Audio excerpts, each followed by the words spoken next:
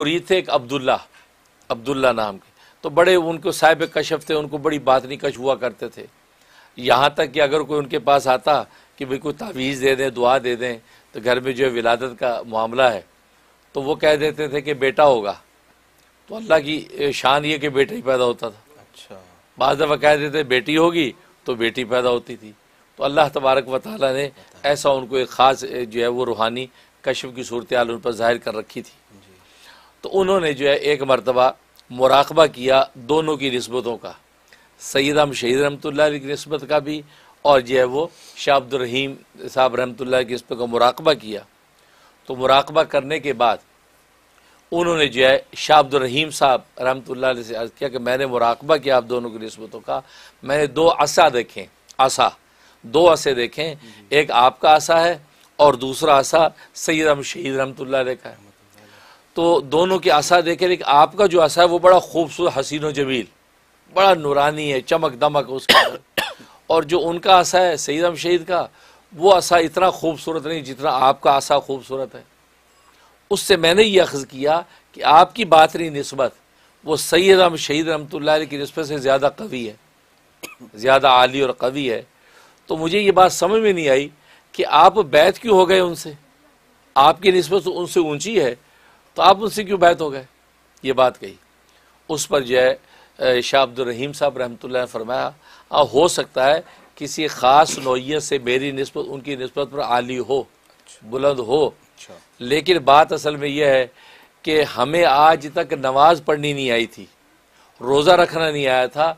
जब से हमारा ताल्लुक़ सैयद अहमद शहीद से हुआ है हमें नमाज पढ़ना और रोज़ा रखना आ गया। अल्लाह अकबर, माशाअल्लाह। यानी इससे अंदाज़ा करें कि अल्लाह वालों की नज़र कहाँ होती है जी। कि नमाज का सलीका मतलब है कि अब नमाज होगी फिर उनकी, सुभान अल्लाह, कि वाकई जब अल्लाह के सामने खड़े हैं तो हदीस में आता है जैसे कि नमाज में बंदा सबसे ज़्यादा करीब अल्लाह के होता है, वाकई वो कुर्ब महसूस करते होंगे।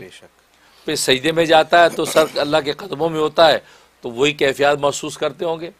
तो फरमाया कि अब तक हमें नमाज नहीं आई थी, इनके साथ जब से हम बैत हुए हैं तो हमें नमाज पढ़नी आ गई।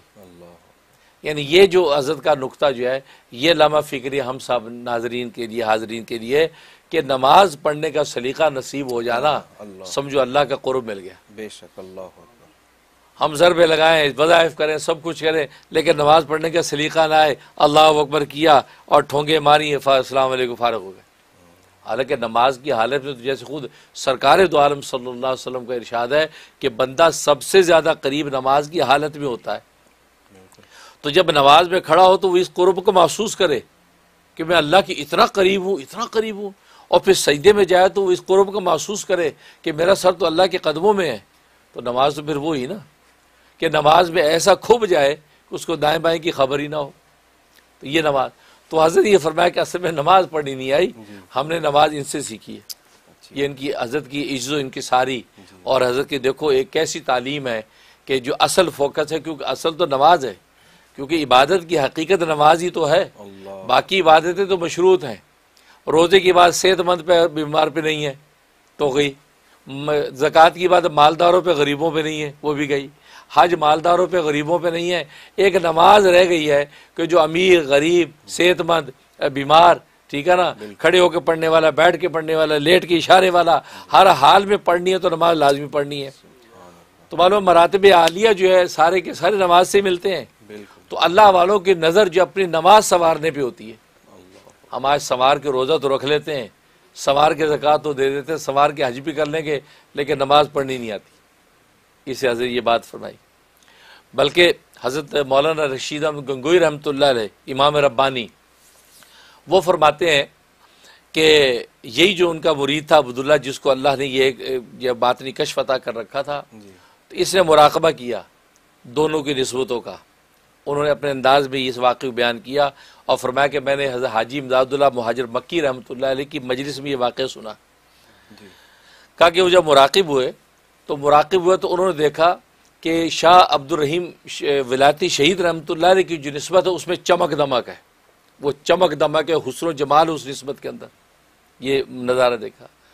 और जो है सैयद अहमद शहीद रहमतुल्लाह अलैह की निस्बत देखी, उसमें अंधेरा है, उसमें चमक नहीं, उसमें अंधेरा है। ये सूरत हाल देखी तो इन्होंने जब वो तबीयत बहाल हुई तो उन्होंने कहा कि शाह अब्दुल रहीम साहब जो है ये तो निस्बत बातनी में बड़े हुए हैं, क्योंकि यहाँ रोशनी और चमक दमक है और वहाँ अंधेरा है। उस पर हज़रत हकीमुल उम्मत मौलाना शमरी थानवी रहीमुल्लाह ताला फरमाते हैं कि इस अंधेरे की निस्बत को जुल्मत की निस्बत ना समझना, ये नूरी की निस्बत है, नूरी की निस्बत है।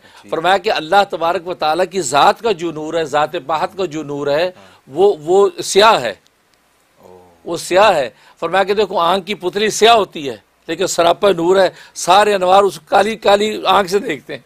तो आँख की पुतली है स्याह लेकिन इसके अंदर से नूर महज निकल रहा है, इंसान सब कुछ देख रहा है। तो लिहाजा इससे मुराद जुल्मत का नूर नहीं है बल्कि अल्लाह तबारक व ताला की ज़ात महज का नूर है, और ये बहुत कवी नूर होता है, ये सारे नूरों पर गालिब होता है। क्योंकि बाकी अल्लाह की सिफात के अनवारात है वो मुनव्वर भी नजर आते हैं, लेकिन अल्लाह की ज़ात महज का जो नूर है फरमाया वो स्याह होता है, वो सब पे गालिब आता है।